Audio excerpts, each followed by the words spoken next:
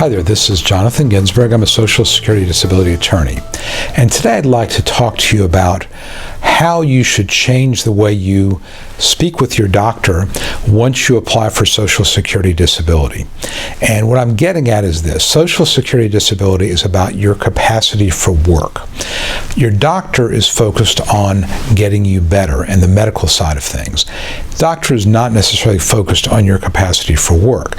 So when your doctor sees you, unless you bring this up, unless you discuss with your doctor the problems you're having on a practical basis in terms of your activities of daily living or issues you're having at a job site or doing activities equivalent to work, that may not end up in your record. And most of the time when you go to your doctor, he or she will write down a list of your complaints.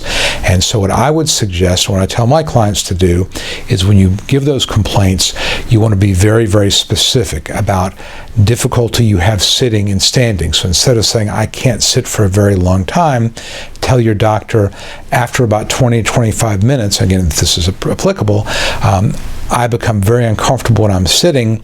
I need to stand up and walk around for 5 or 6 minutes before I feel I can sit down again. And after about an hour, hour and a half of this sitting and standing, I need to go lie down. That's the level of specificity you need to have, because you want your doctor to put that in the notes. Now again, because you said it doesn't mean the doctor is blessing it, but it certainly goes in the notes there, and it will kind of get your doctor in the mindset of talking about your functional limitations.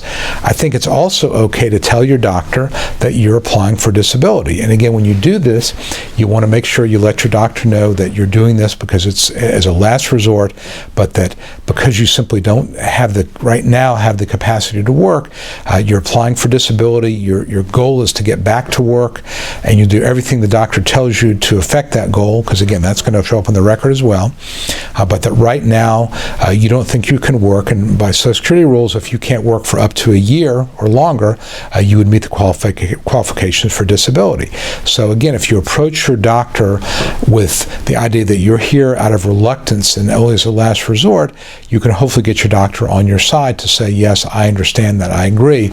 But doctors are very, very worried about and concerned about people who are trying to game the system, because I think there's a lot of perception out there, and probably within the medical profession itself, that people are trying to use doctors to get on disability when they don't really deserve it. So you need to sort of be aware of the doctor's possible biases, so that you approach it from a perspective of, I don't want to really be here.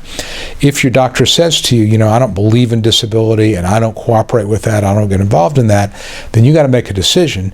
Maybe it's time to look for another doctor, and that's where your lawyer can be of help to you in saying, here's some doctors that do really good work that will cooperate with us. And again, if your doctor doesn't cooperate, it doesn't mean he's a bad doctor, but I think it's important to know that early on, because again, there are some doctors who simply will not cooperate. And I've had discussions with physicians in social settings.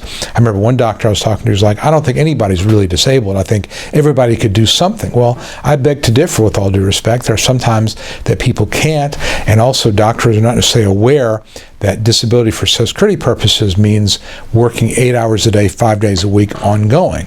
Is it true that if you had to save your life or to save a loved one's life, work for a week solid? Yeah, you probably could do that. But if you're talking about doing that for 6 or 7 months or a year, the answer might be different. Doctors don't necessarily make that distinction because they're not in the mindset of dealing with vocational issues, which is what Social Security is all about. So I think that it's important to change your mindset when you go see your doctor to make sure that you describe your problems in terms of your functioning, and that you let your doctor know about that. Other thing I will tell you is that a lot of times doctors, when they do their reports, they will cut and paste.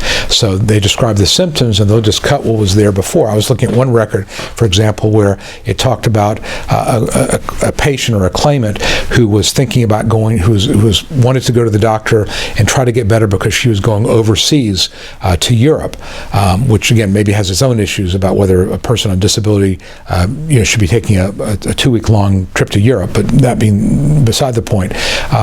But this report, his reports for the next year and a half said patient is thinking about going to Europe in 2 weeks and wants to be better. Well, obviously she'd already gone to Europe a long time after the doctor's description is still describing this possible claim to trip to Europe. So you need to make sure the doctor updates your complaints. So if the doctor says, what's new, say, since I saw you last, this is what's better, this is what's worse, this is what stays the same. And if you can get a copy of the record and you start seeing the same thing over and over, talk to your doctor about it. Says, it's not the same thing. Things have changed. My elbow was really hurting. That's better, but now my right knee is really bothering me.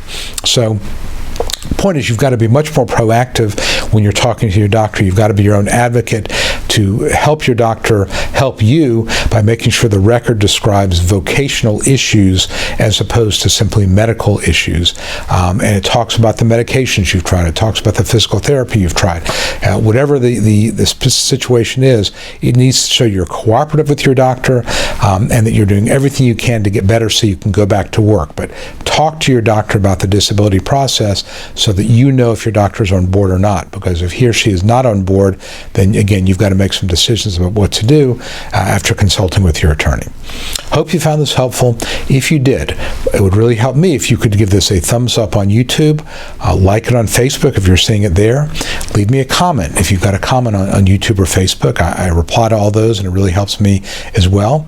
And visit my website at ssdanswers.com, and you can download a copy of my Secrets to Winning Disability Survival Kit. No charge, and I think you'll find a lot of good information there as well. So for now, this is Jonathan Ginsberg, wishing you the best. Thanks a lot. Hi, this is Jonathan Ginsberg, and I hope you found this video helpful. If you'd like to know more about how to win your Social Security disability case, I'd like to invite you to download my Secrets to Getting Approved Early Survival Kit that I created just for people like you. Currently, I'm making the Survival Kit available at no cost, and I encourage you to grab your copy now. Some of the topics I cover include: how do I know if I have a case? Is it the right time for me to file my claim? 9 common mistakes that can doom your case. The 3 must-have arguments you use to win your case. And a topic that every disability claimant wants to know: how to avoid trick questions from the judge.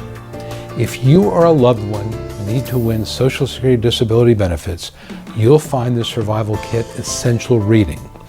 Download your Survival Kit right now and at no cost.